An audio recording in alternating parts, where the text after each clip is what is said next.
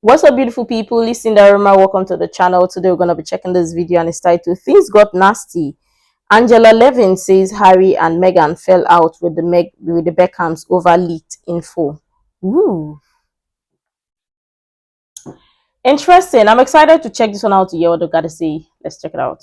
I got royal biographer Angela Levin in the studio. We're always delighted to have her because we're going to talk about David Beckham and a reinvention, Angela, of David Beckham within the royal family. Now, there was a few years ago, he was on track to get a knighthood and whatever. It didn't happen. He expressed his disdain at this. This all went public and he was very much ostracised from the royal family. Now, King Charles loves him. Loves him. Yes, they've got lots in common now. They both love having bees and making their own honey. And David's moved very closely to Highgrove, where the king lives, so they're very easy to talk about. But also, he's been looking for somebody who would help running his charity, the king's charity.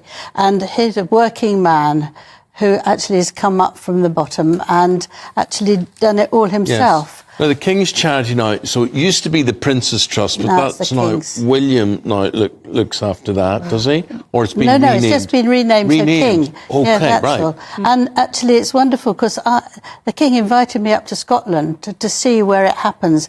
And at this amazing house, it's got A to Z of what you would like to do, whether it's painting, whether it's cooking, and all the people who would have, a lot of them have been sleeping on the street, not been able to get a job, go there and actually try and make something of themselves. Not just that, but he then employs them for 6-9 months, because he said if you just do a course, you don't want anything. So Beckham would be marvellous at helping these people. Doing all that. Lots of speculation about whether a knighthood is in the offing then. I mean, I think I was just Googling why it's taken so long, and there was some question about tax avoidance back in 2013, which he was later exonerated for. And he was recommended a number of years ago for a knighthood. It hasn't happened yet. Do you think the mood music is changing? Oh, yes. Slightly? I mean, he now dresses in country clothes. Yes. You know, the brown and very smart. And that's good. And Victoria's there too. Just let me tell you one thing about Victoria.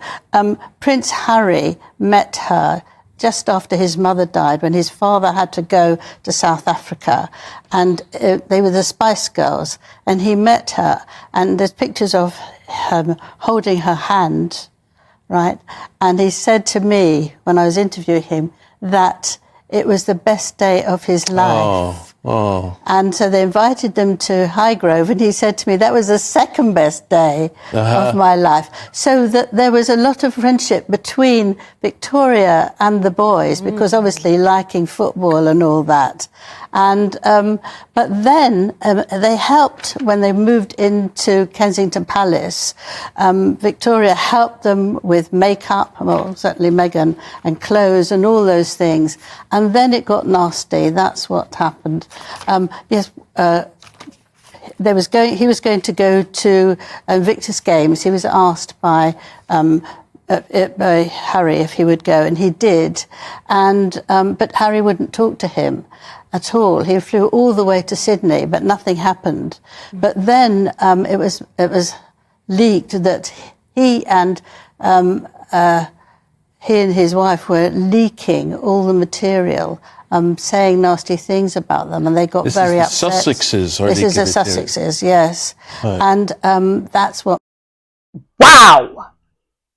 So now you would understand why lots of people don't want to associate themselves with the Sussexes. Like, yo, because if things can get out, information or conversation that are shared in private can get out. I mean, we hear people say the walls have ears. Now, you'll not be the world they talk.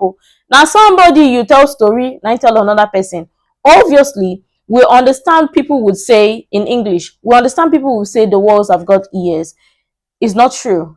That is all BS, because obviously you told somebody something and the person decided to tell someone else. The walls did not move from where it is to tell somebody else. It was the person you told that leaked it out. And that is it. So if people don't want to be close or associate themselves with the Sussexes, they have every reason to, because Private conversations cannot be held anymore and cannot be trusted to be kept private. Oh, what?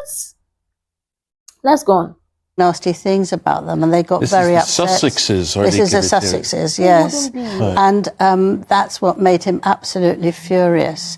They were invited to the wedding, but not to the dinner. And as there were not very many friends there, he thought that was a terrible slight.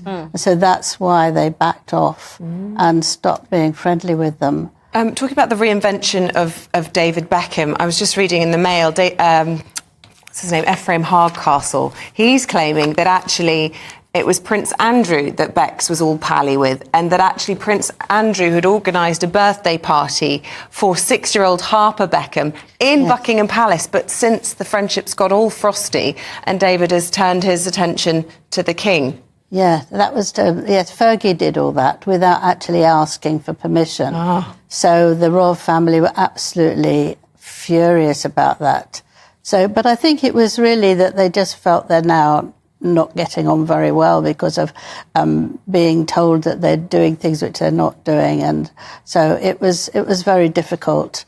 And they didn't invite him to Brooklyn and Nicole's wedding either. So that's all But over. now we've got a reinvention of relations Yes. between David Beckham and the King and royalty, and obviously that would include Victoria as well. Yes. Yes, it will. But the thing about him is that he's very determined and he's always done a job absolutely to the best he can. So he's somebody who's worthwhile having, you know, among the people. There will be other people who are helping running the charity, but he's the first. So it's You're all for it? I think I am, really, because he does work hard, and he's had a lot of nasty things said about him early on when he missed a goal, and everybody booed him and all that sort of thing. And he's overcome that. And I think when you see people who do that and don't bear a grudge forever, I think it's very, very important. I would say this about David: he is genuinely a nice person. You know, whatever people may see as his flaws or his excesses or whatever it is, he is a nice person to deal with, and that goes a long way. He's also a good father, isn't he? He loves his children, and particularly his daughter, you know, very keen on her, and he's there and he'll cook for them and he looks after them. So he's got a lot going for him, and I think that's just really what the King needs. And also someone who's funny. He's very funny and cracks jokes, and so he can cheer the King up, really. And he's handsome. Come on, you've missed out the most. Not now. Just looking at these pictures, and they're such a glamorous pair, aren't they? I don't think now very much, but I think he is. Sorry, all this sort of stuff all over his arms and everything. Oh, Angela. Old-fashioned. Well, on that note, we'll say thank you very much. Thank See you you very again much soon. indeed. Angela Levin there. We understand that, for the world of the celebrities, is not everybody would have nice things to say about them. But again, it's a beautiful thing to see or to hear that the King, King Charles and David Beckham have great interest, and you see the closeness he's working with the royal family, which is interesting.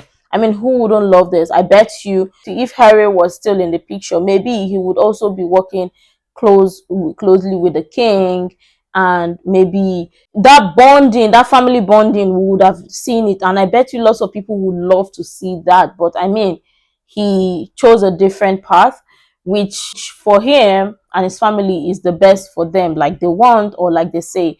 But again, if people don't want to invite them to whatever private party they have going on or whatever event they have going on because they are scared, or whatever meeting they have going on because they are scared that their private conversation might get leaked, there is every reason to, because I mean, once bitten, twice shy, and nobody want to be beaten twice by the exact same serpent or the exact same snake. But let me know what you think about this. I'm sure tons of people have interesting things to share. I really love to share that.